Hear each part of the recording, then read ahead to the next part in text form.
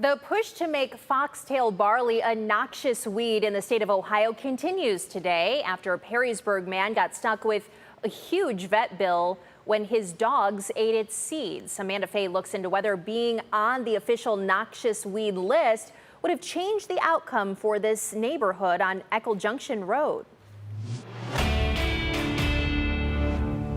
The Department of Agriculture just responded to a push from the city of Perrysburg to have foxtail barley added to the state's noxious weed list, saying in a letter to Mayor Tom Mackin, foxtail barley is not a weed that has been previously identified as problematic, that they've personally visited Perrysburg to see the field in question, and for a weed to be added, the proposal must go through the rulemaking process defined by the Ohio Revised Code. Director of the Ohio Department of Agriculture, Dorothy Polanda, encourages the mayor to feel free to contact her with any questions.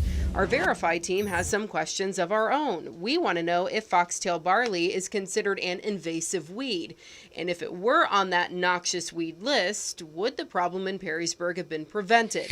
Our source, Mark Laux, professor of weed science at The Ohio State University. It's a native grass, actually.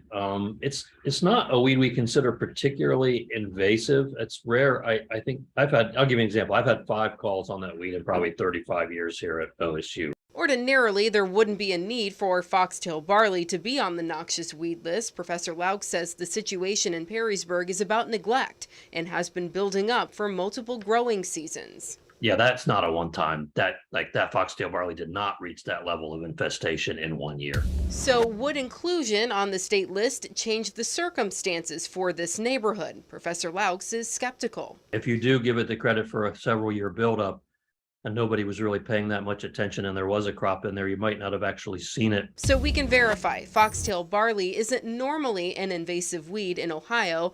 Our expert says the weed on that field grew out of control over the course of several seasons, and being on the noxious weed list might not have made a difference. If it were already, someone would have had to catch the problem well before it became an issue for residents and their pets. With your Verify, I'm Amanda Fay.